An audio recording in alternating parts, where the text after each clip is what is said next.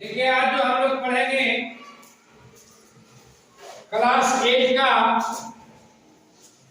विज्ञान विषय में अध्याय 12 पौधों और जंतुओं का संरक्षण जैव विविधता। पौधों और जंतुओं का संरक्षण और जैव विविधता, है ना। जैव विविधता क्या है ना। हमारे लिए जो पेड़ पौधे हैं, है ना, जो जानवर है, चाहे और चीज है, क्या मेरे जीवन के लिए वो कितना आवश्यकता है ना। क्या इसलिए हमको उसे संरक्षित करना है ना। पौधों और जंतुओं को संरक्षित करना हमें क्यों जरूरी है, इसके बारे में हम समझेंगे। एक कहानी है, एक बच्चा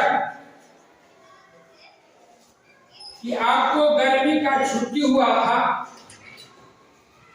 शिवांगी, अंजलि और आदित्य शहर में पढ़ती थी, लेकिन जब स्कूल का छुट्टी हुआ तो अपने घर गई गांव में। जब गांव में थी तो एक दिन अपने दादा के साथ बगीचे में चल गई, है ना। शिवांगी, अंजलि और आदित्य। अब बगीचा में जब गया तो पूछा, अपने दादा से प्रश्न किया कि क्या दादा, ये बगीचे में सब पेड़ है जो सब एक ही तरह के हैं। तो उनको दादा ने बताया कि नहीं बच्चा, ये जो बगीचे में पेड़ है सबका अलग अलग कुछ गुणधर्म, कुछ अलग अलग गुणधर्म है, कुछ अलग बनावट है ना। विभिन्न प्रजाति का पेड़ पौधा इस बगीचे में है। तो देखिए क्रियाकलाप से हम समझेंगे, है ना। विभिन्न गुणधर्म के पौधे हैं, बनावट भिन्न है, उसको हम एक क्रियाकलाप से समझेंगे। क्रियाकलाप एक में है, आप लोग बारी बारी से आइएगा बच्चे, है ना। इधर लिखा हुआ है गुणधर्म में जैसे है। अब इसका पौधा नंबर 1, पौधा नंबर 2। अब देखिए इसमें पौधा है एक, है ना। एक पौधा ये है ना। फिर आपका एक पौधा है ना। कई तरह के पौधे। अब इसको आपको गुणधर्म के आधार पे लिखना। जैसे अब इसमें देखना ऊंचाई है, तो कौन पौधे अधिक ऊंचाई वाले हैं, कौन पौधे कम ऊंचाई वाले हैं, इसी पौधे में तुलना करें। जैसे आप देखिए मिर्चाई का पौधा है ना, ये फूल का पौधा है, ये तुलसी का पौधा है ना। अब इसका देखिए कि क्या सभी पौधे का ऊंचाई एक है, क्या इसका पत्तियां एक जैसा है, क्या इसका बनावट एक जैसा है। आपको लिखना पौधा नंबर 1 और पौधा नंबर 2, दोनों में अंतर आके लिखिए। जो अंतर आपको बुझाता है आप लिखिए।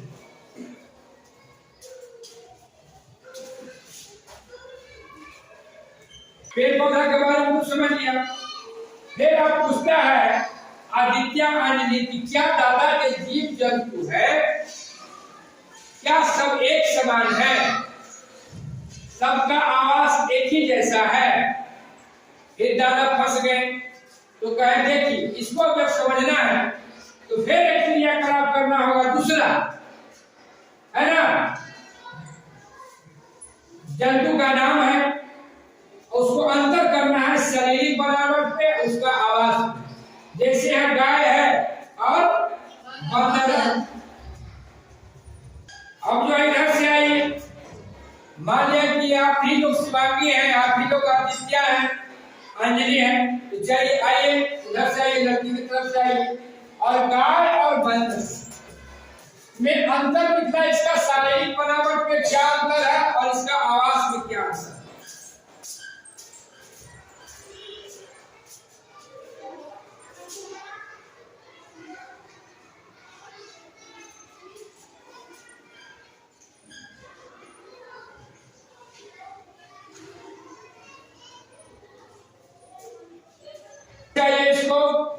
मुर्गी और मछली का, देखिए बढ़िया से नहीं लिख रही है, अब दोनों का तुलना करना है। मुर्गी का शरीर का बनावट कैसा है, मछली का शरीर का कैसा बनावट, उसका आवाज कहाँ है ना? आप लोग समझ नहीं पा रहे। चलिए आइए,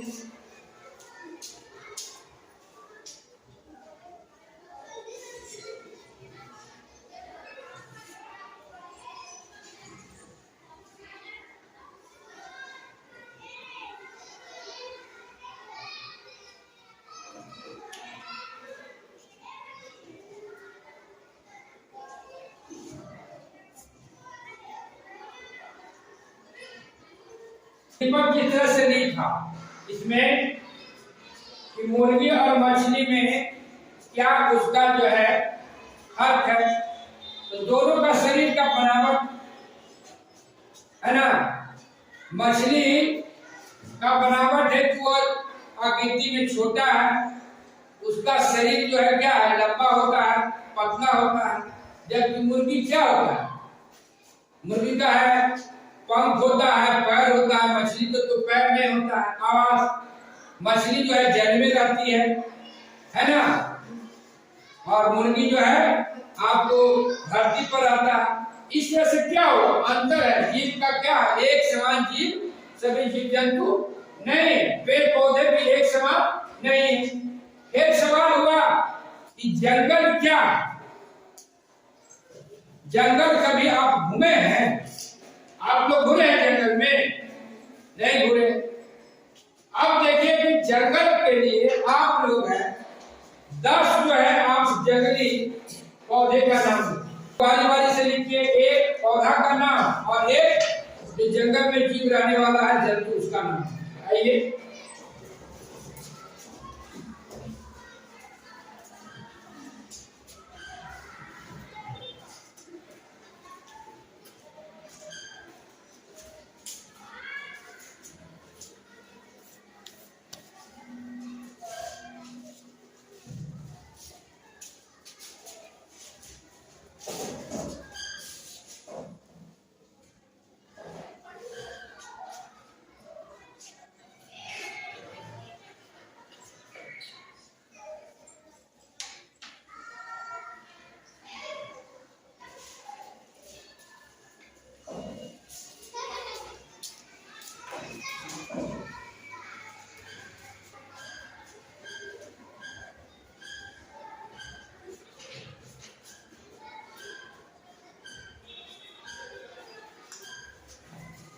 जल्दी आइए।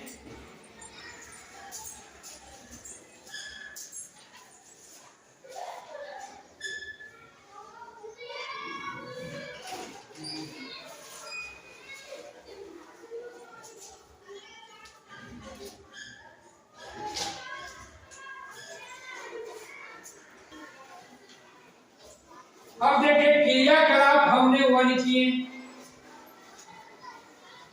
पौधों को गुणधर्म के आधार पर उसको हम देखें कि कौन बड़ा है कौन छोटा है ना। दूसरा क्रियाकलाप हमने किए कि जंतु का जो है शारीरिक बनावट और उसका आवास क्या है ना, कौन जंतु कहाँ रहता है।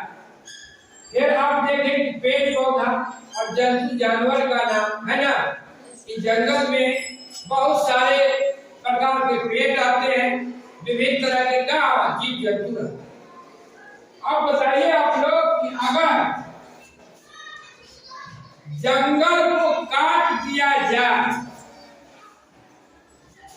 तो एक जानवर कहाँ रहे,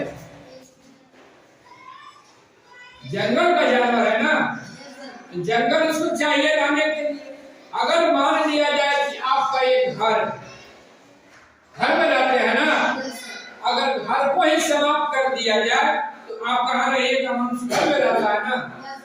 मछली का पानी में रहती है ना, अगर पानी नहीं रहेगा तो मछली जिंदा रहेगा, जंगल नहीं रहेगा तो शेर बाघ जिंदा रहेगा, सिरगाय रहेगा नहीं रहेगा, है ना।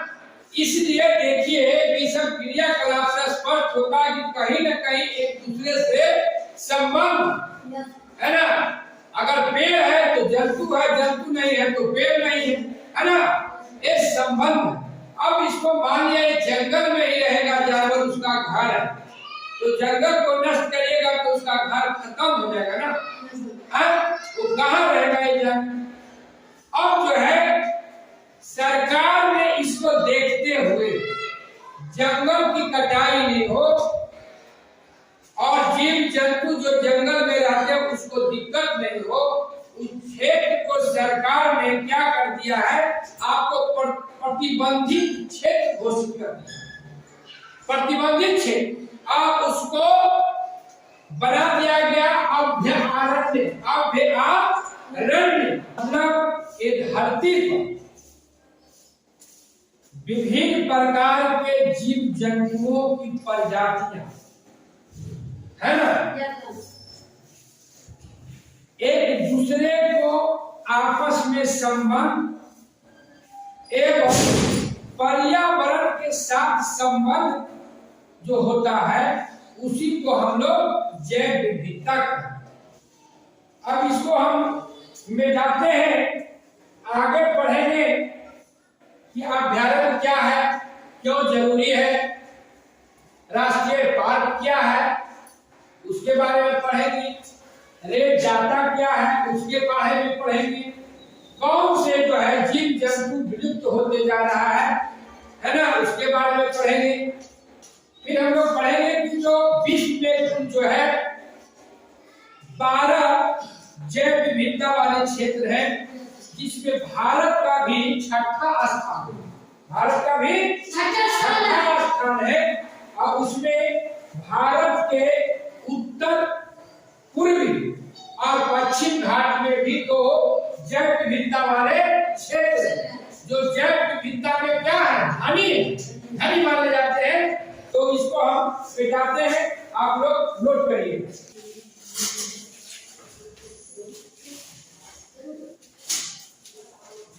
उतारिए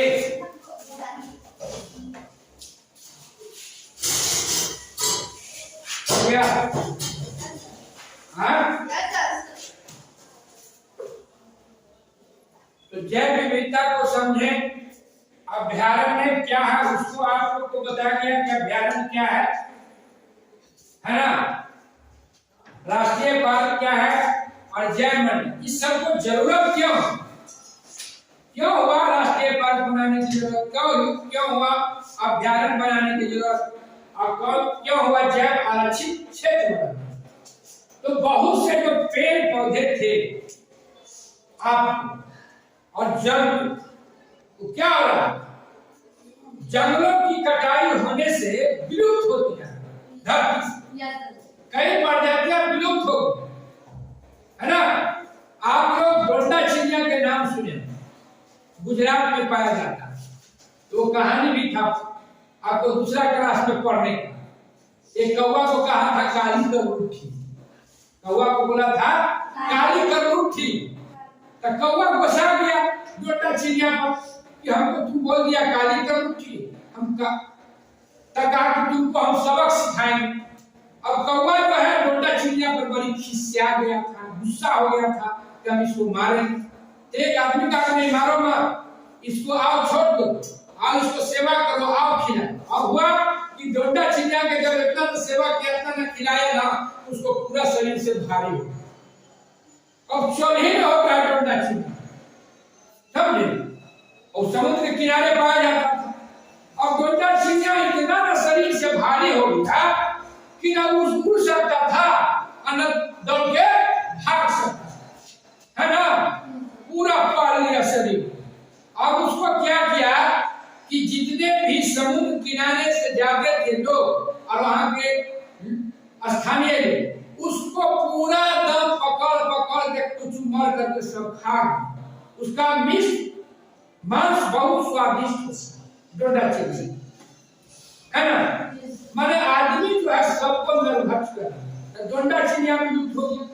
उसी तरह से आपको कछुआ, मगरमच्छ, सांप, बिच्छू, गिरगिट, मेढक, गीत, कबूतर, बत्तख, काले हिरन है ना, उसके बाद श्वेत आंखों वाला हिरण, है ना, उसको बाद आपको सुनहरी बिल्ली, भेड़िया, जंगली कुत्ता, सिंह, बाघ, चीता, गैरा, बहुत सी प्रजातियां जो है जंतुओं को समाप्त होती जा रहा है, विलुप्त होती है ना। इसी तरह से आपका विलुप्त पेड़ पौधा है ना, आपको ब्राउनफाइटा, फॉग, जिम्नोस्पर्म, और उसके बाद आपको फॉर्म, अलगी, फंजा, ये सब क्या हो रहा है, विलुप्त हो रहा था धरती पर। अब हुआ कि जब विलुप्त हो जाएगा तो क्या होगा, पर्यावरण का संतुलन गड़बड़ा जाएगा। इसलिए कि आपको जैव विविधता में क्या है, सभी जीव, है ना, कि प्रजातियां का और पर्यावरण का आपसी संबंध है ना, तब तो जैव विविधता है।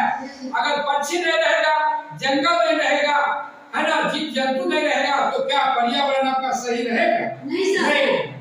तो सरकार इन जीवों को, पेड़ पौधों को संरक्षण के लिए, बचाने के लिए आपको अभ्यारण्य का निर्माण किया। अभ्यारण्य का मतलब हुआ कि जंतु के लिए सभी प्रकार का प्राकृतिक रूप से वह संसाधन क्या उपलब्ध रहता, जहां पे वो अपने जीवन को यापन कर सकता है, जिंदगी को जी सकता है ना।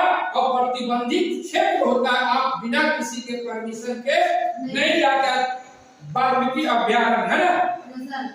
उसके बाद है राष्ट्रीय पार्क। राष्ट्रीय पार्क में है वन और जंतुओं के लिए आरक्षित क्षेत्र, जहां स्वतंत्र रूप से जो है आपको जानवर क्या है रह सकता है ना, और उसका सारी संसाधन जो है उपलब्ध होता है ना। रहने के लिए, खाने के लिए, पेड़ है तो पेड़ होगा, नदी है तो नदी रहता है ना, बनाया जाता। अब जैव मंडल आरक्षित क्षेत्र बहुत बड़ा क्षेत्र में होता है ना। जैव मंडल आरक्षित क्षेत्र जहां विभिन्न तरह के जीव जंतु, पेड़ पौधे और आदिवासी, जो आदिवासी लोग होते हैं जंगल में रहने वाले, उनके जीवन यापन के लिए सभी तरह की संसाधन है उपलब्ध होनी चाहिए। उसको हम लोग बोलते हैं जैव मंडल आरक्षित क्षेत्र, है ना। और इस सारी जैव मंडल को बचाने के लिए, पर्यावरण को बचाने के लिए, है ना, आपको जैव विविधता को, महत्व को देखते हुए आपको संयुक्त राष्ट्र संघ ने वर्ष 2010 को आपको अंतरराष्ट्रीय जैव विविधता वर्ष घोषित किया। कब? 2010 जैव विविधता अंतरराष्ट्रीय, है ना। और इसी को, उसी समय से आपको प्रत्येक वर्ष 22 मई को अंतरराष्ट्रीय जैव विविधता दिवस मनाया जाता है। उसमें सबको संकल्प लेना होता है कि जितने भी धरती पर जीव प्राणी है, बड़ा हो छोटा हो, है ना, सबका जो है सुरक्षा करना हमें मानवता के नाते एक कर्तव्य बनता है। आप देखिए, मच्छर को मारने का बड़ी दवाई निकली, गुड नाइट, है ना, और क्या क्या निकल दिया, है ना, कछुआ छाप, फल्ला छाप, लेकिन फिर भी मच्छर धरती से समाप्त नहीं हो रहा। लेकिन बड़ा जानवर समाप्त होते जा रहा, क्या? इसलिए कि बड़ा जानवर जो है उसके रहने के लिए संसाधन बहुत जरूरी है। बड़ा जानवर है तो कहीं नाली में नहीं रहेगा, नहीं घर में नहीं रहेगा, नहीं उसके लिए चाहिए कमरा, गुफा, जंगल चाहिए, है ना। अब वो क्या है, बड़ा जानवर एक बार में बच्चा कितना देता है? एक को देता है, दो को देता है, लेकिन मच्छर एक बार में कितना देता है? लाखों लाख बच्चा अंडा देता है ना। तो उसकी संख्या बढ़ते जा रहा है। लेकिन हमारे जो बाघ, चीता, है ना, हिरण, बिल्ली, जंगली कुत्ता, इसकी संख्या क्या हो रहा है? दिन प्रतिदिन बढ़ते जा रहा है। ऐसे जानवरों को सूचीबद्ध भी किया जा रहा है, पेड़ पौधों जो विलुप्त हो रहा है उसको सूचीबद्ध भी किया जा रहा है, उसको हम लोग क्या बोलते हैं? रेड डाटा पुस्तक। रेड डाटा पुस्तक, रेड डाटा पुस्तक में जो है ऐसे जीव जंतु और पेड़ पौधों को नाम को अंकित किया जाता है कि कौन से जंतु, कौन से पौधे जो है धरती से लुप्त होते जा रहे हैं, उसको क्या कहा जाता है? अब पूछेगा आपको कि रेड डाटा पुस्तक क्या, तो कहिएगा कि जिसमें विलुप्त होने वाले प्राणियों का नाम को अंकित किया जाता है, सूचीबद्ध किया जाता है। समझ गए? कोई दिक्कत नहीं। अब देखिए कि जो बताए थे कि जैव विविधता में जो पूरे विश्व में आपको 12 को जैव विविधता का क्षेत्र है, जिसमें अपना भारत में भी दो ऐसे जो है बड़ा जैव विविधता वाला क्षेत्र है, एक उत्तर पश्चिम में भारत के और एक पश्चिमी घाट है ना, दो। अब देखिए आपको भारत में कई अभयारण्य और कई पार्क है ना, और वहां इस अभयारण्य और राष्ट्रीय पार्क किस जंतु के लिए वहां वो अभयारण्य और पार्क है, इसको आप लोग कर लिए ना। देखिए Jim Corbett national park Uttarakhand है ना, ये किसके लिए प्रसिद्ध है? बाघ के लिए। देश का प्रथम राष्ट्रीय पार्क, देश का प्रथम राष्ट्रीय पार्क आपको 1936 में इसको बनाया गया। दूसरा है काजीरंगा अभयारण्य असम, एक सिंघा गैड़ा के। उसके बाद तीसरा गिर अभयारण्य गुजरात, सिंह चीता सांभर है ना। उसके बाद चौथा वाल्मीकि अभयारण्य बिहार है ना, चंपा। अब है आपका है बाघ के, क्या चीज के लिए है? बाघ के। उसके बाद है पश्चिमा कामर पक्षी बिहार है ना, झील है बेगूसराय। बिहार का बेगूसराय पटना से आगे है, वहां प्रवासी पक्षी आते हैं। प्रवासी पक्षी क्या होता है कि दूसरे देश से आपके यहाँ आता है, साइबेरिया से आता है, उसको साइबेरियन पक्षी भी बोलते हैं। वो आता है और यहाँ जब वहाँ जो मौसम उसको अनुकूल नहीं होता है जब बच्चा देने का, तो कहाँ चला था? आपका बिहार चला है, बेगूसराय, वहाँ झील में रहा, इसलिए तो मछलियाँ खाकर जीता, भोजन उसका मछली है। तो वहाँ आता है, अपना बच्चा देती है, और फिर क्या होता है कि अपना जब उसके बच्चा बड़ा हो जाता है तो यहाँ से फिर देशी आपको मौसम परिवर्तन होता है, फिर अपना उड़ के चला जाता है। कहाँ? साइबेरिया। बताइए अब कितना दूर है, आपको उड़कर आता है। आपको अगर जाइएगा ऐसे गाड़ी घोड़ा से तो कहिए तो दिन लगेगा, तो आता है। फिर है आपको गौतम बुद्ध अभयारण्य बिहार, ये आपका गया में है ना, वहां भी इसका है, किसी के लिए प्रसिद्ध है, हिरण और नीलगाय के। देख रहे हैं जंगल कट गया, अब नीलगाय जो जंगल में रहता है गांव में आ गया ना, आका के हम पर आके चल जा रहा है, कोई मकोई खा रहा। अरे तो क्या करे, आप जंगल में काट रहे हैं तो हिरण बाघ कहाँ है? गांव में आएगा, आपको खाएगा नहीं। आप जब मछली खा जाइएगा, सब्जी खा जाते हैं, आप पेड़ पौधा को काट रहे हैं, तो आपको भी तो खाएगा, आपको भी तो काटेगा, छोड़ेगा तो। हाँ, इसके बाद है बेतला नेशनल पार्क पलाम। आपको ये पहले बिहार में था और बिहार से आपको अलग होकर चल दिया झारखंड में। कब अलग हुआ? 2021 में। चलिए इधर से बताइए, वो बता रहा है, लड़की की तरफ से बता रहा है 2001। कब अलग हुआ था झारखंड? 15 नवंबर। हाँ देखिए इसका सही है, 15 नवंबर 2000 को जो है आपका बिहार से झारखंड अलग हुआ था, ठीक ना। अब है Kanha national park Madhya Pradesh. Kanha national park Madhya Pradesh किसके लिए है? बाघ और हिरण के लिए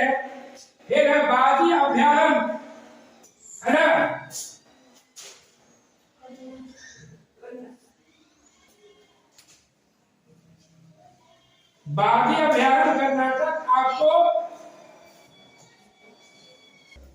बांदीपुर अभ्यारण्य कर्नाटक भारतीय पक्षी है ना, जो वो भी बाहर से आता है। फिर आपको लिख लीजिए भरतपुर पक्षी विहार। भरतपुर पक्षी विहार का राजस्थान में है, प्रवासी पक्षी के लिए है। फिर है सिमली पार्क जैट अभ्यारण्य उड़ीसा, ये भी बाघ के लिए है ना। फिर है नंदनकानन अभ्यारण्य उड़ीसा, ये बाघ के लिए।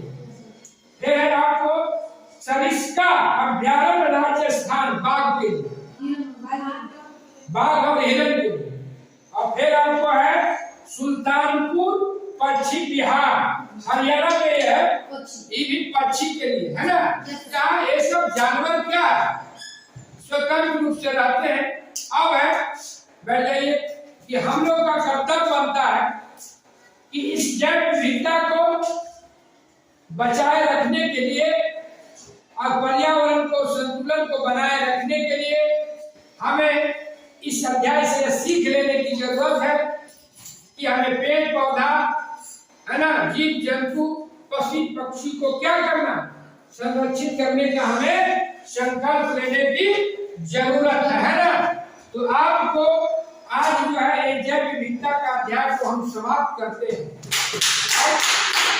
क्वेश्चन आंसर हम लोग देख लेते हैं।